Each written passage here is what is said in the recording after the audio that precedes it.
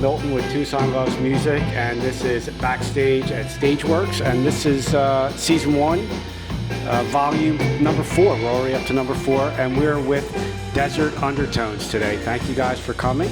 But before we start, I always like to thank our sponsors, Tucson Loves Music, Kathy and Paul, and Stagewerx at 5400 South Speedway Boulevard, Suite 70.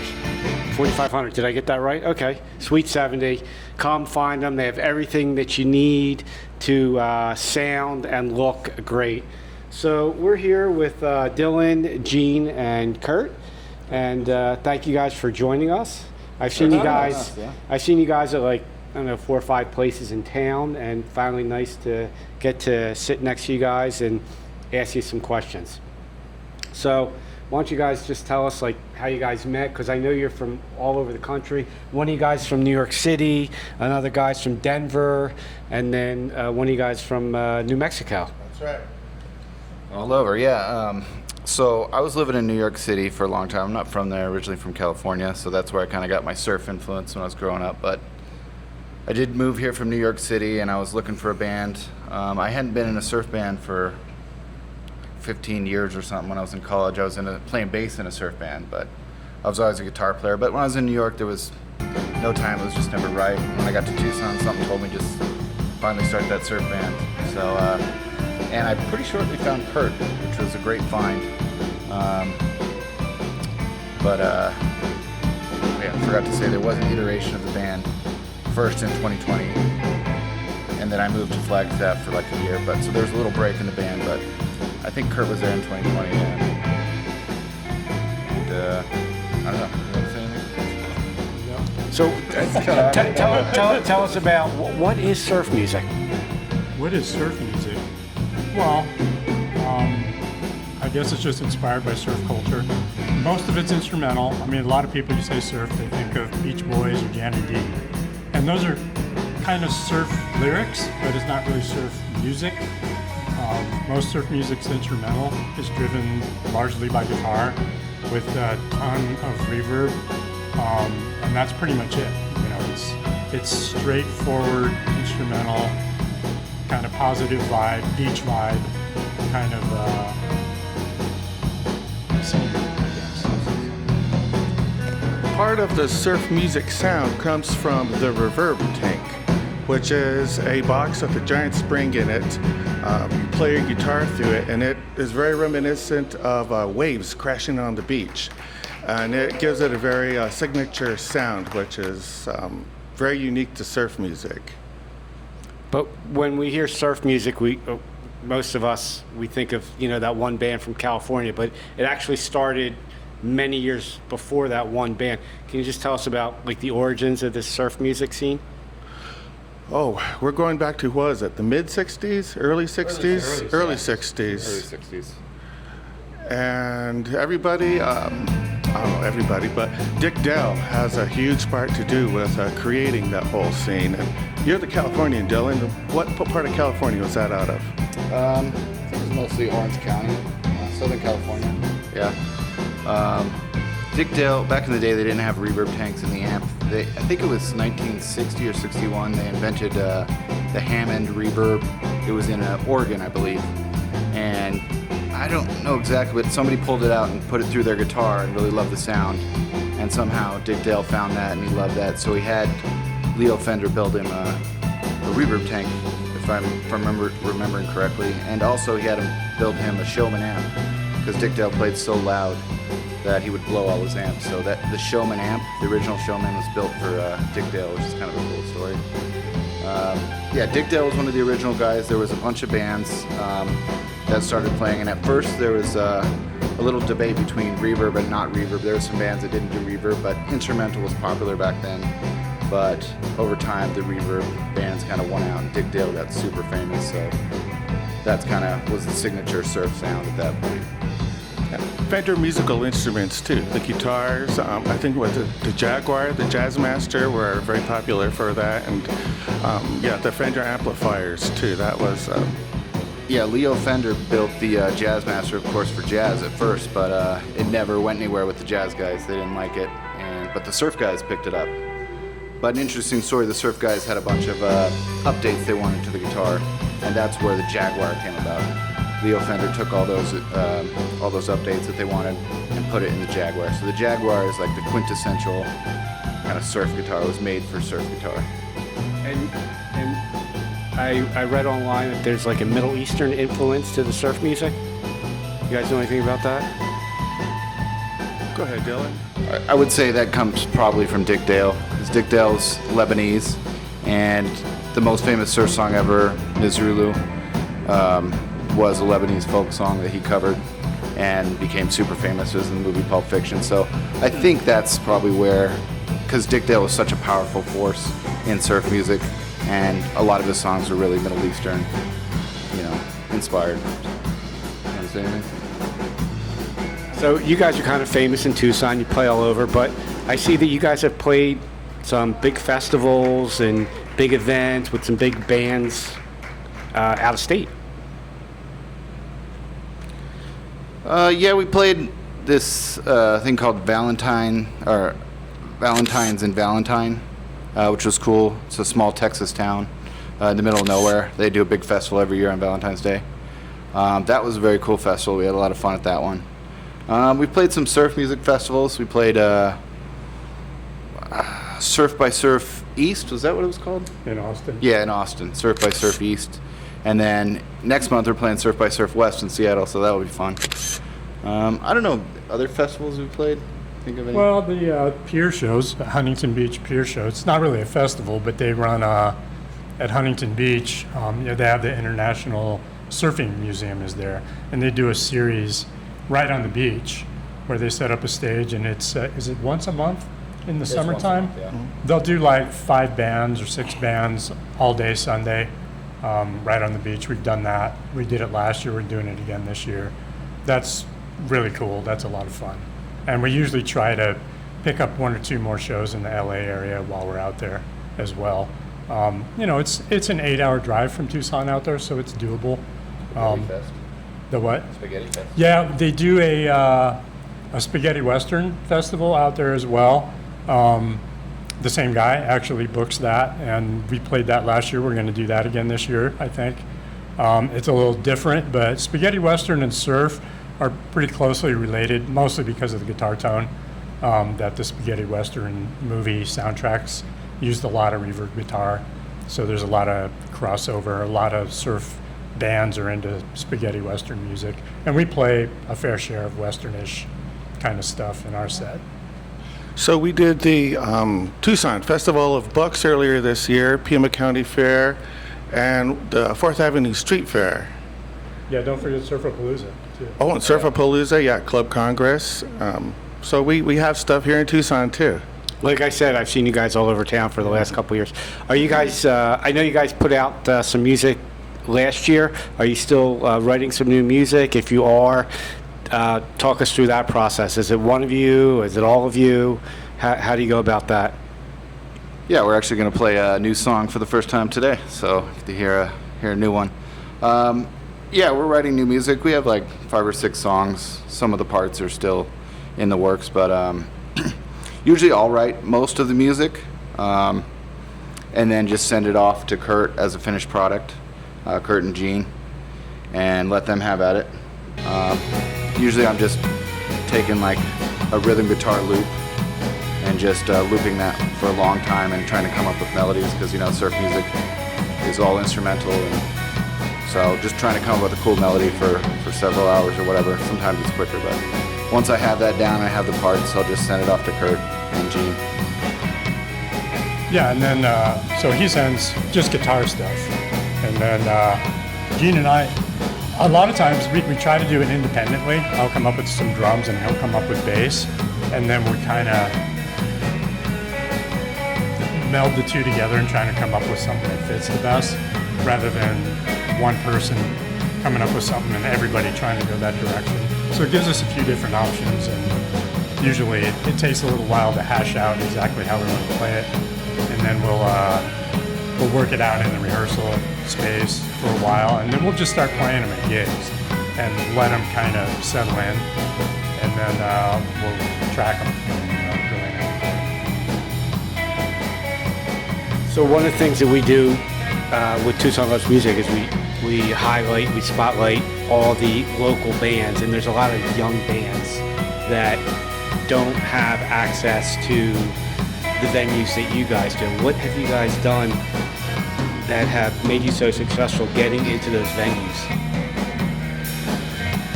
Persistence. Yeah. When I was starting, no one would take my emails. You know, it's how it is. You just keep emailing. And then once people can see you, you have a little presence, you played some places. It's kind of like the catch-22. You got to play somewhere, or they don't know who you are, and you can't get you in, you know, so. And you just slowly get a foothold. You know, I have people emailing me, other bands go, how do you get these shows? And I don't know. I just email them a bunch of times, you know, but once you get a foothold and people know you, that's key. And I think we're starting to get that in Tucson, so that's good. Musical talent's only about 10% of being able to get the gigs. Like Dylan said, persistence and having a thick skin, not taking things personal, and trying to find the venue, the right venue. You know, some places would be really good for us, but other places we may not be the right fit. So being able to identify that and kind of go after it, I think helps a lot. Yeah, for example, like I'm able to get some good shows at Congress or a couple other places, but there's shows I couldn't get, like the fairs, the street fair or something. And Gene, he's in another band that plays there all the time, and he has all the connections. So it was great getting him in the band recently because he opened us up to a bunch of Tucson shows. So that was a huge win for us. Yeah. So do you guys have any like pre-show rituals that we might be interested in hearing about, or you just set up and play? We pretty much set up and play. There's no ritual. Has any? I mean, you've done a lot of shows. Has anything like really wild or crazy happened during one of your sets where after the show you guys laughed about it or said, "Oh, we can't let that happen again"? Valentine's is pretty funny. There's a band that was pretty popular in Austin on before us, and the place was packed. It must have been like 400, 500 people or something, you know, and we're sitting backstage like pumped. Yeah, this is it, man. This is it. And then, like, by the time we get on stage, because we had gotten there late and they pushed us back and stuff, and everybody wanted to go home, like 80% of the place left. It was kind of funny, man. But still, it was cool, and people stuck around, and actually we gained some fans that trip. So besides that, I think Kurt had a funny story recently, right? What's that? The bug. Oh, yeah. Actually, when we were playing Pima County Fair, we played pretty early in the day, and it was hot as heck, so there wasn't a ton of people there. Fortunately, for this particular incident, I counted off a song and I start playing it. I got like maybe one bar into it and swallowed a bug, and like I was coughing, I couldn't breathe. I just had to stop and apologize and go cough my lung out in the back of the stage, come back, start again. So that's probably the worst thing that's happened lately. Hope not to repeat that. Yeah, we've been pretty lucky. Not too many crazy things happen yet. So, as fans, what can we do to help support you guys and make sure you get, you're playing tons of shows so we can see your music? Lots of things. The biggest thing is coming to shows, obviously. Most of the shows, probably 80% of what we play is no cover, free of charge. Actually, Tucson in general, most of the venues are no cover other than the bigger ones. Follow us on social media, Instagram. Share. And share it. Check out our stuff on streaming sites. Yeah, just listen to our stuff. Obviously, we print up vinyl, we print up CDs, we print up T-shirts. We sell all that stuff at shows, and you can also find it on Bandcamp. So that stuff, we don't make a ton of money on that, but it's enough to kind of make. Obviously, we don't make any money essentially on streaming, as everybody knows. It's very, very, very little, just a trickle. But those are the main things. Follow us, come to shows, share stuff, and listen to our stuff, and buy merch if that's your thing, Well, I know a lot of people love vinyl. They're refining it, so be glad to pick some of that up at your next show. Where is your next show? This Saturday, we're playing at Catalina Brewing. It's going to be really cool with a band called White Sands, all the way from New Mexico. Another surf band, one of the few surf bands in New Mexico. So that'll be very cool. Yeah, I think the show starts at 7. Yeah. So that's our next show. Yeah, new venue for us. We haven't played there before, so we're looking forward to it. It has some interesting challenges there. Of course. They have some pinball machines, so you have to sort of tune out the flippers and the steel balls hitting the bumpers. But it's a very nice venue for bands to play. So, would you guys like to play a couple songs for us today? Yeah, absolutely. We'd love to. Okay.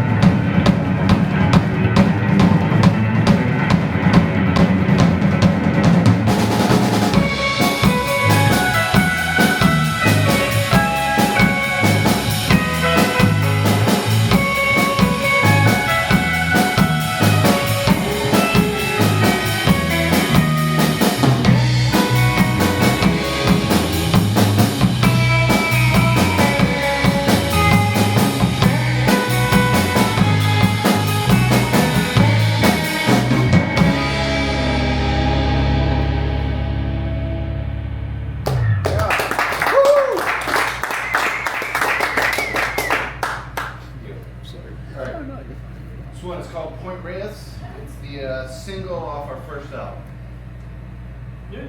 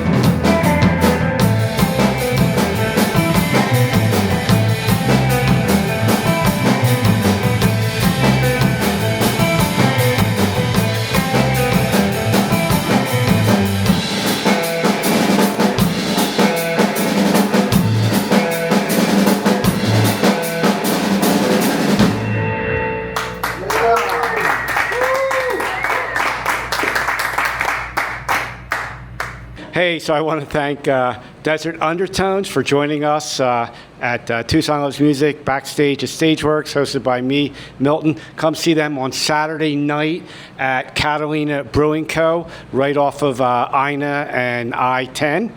And if you are With White Sands. With our friends White Sands coming from Albuquerque. It's going to be a great show. So please come out, support local music. If you are a solo artist or you're in a band and you want to be featured on our weekly Tucson Loves Music Backstage at Stagewerx, just contact Tucson Loves Music. They'll get you set up easily. And then you come down to Stagewerx and they will get you set up with everything you need to look and sound great. And we will see you next week. Thank you, Paul.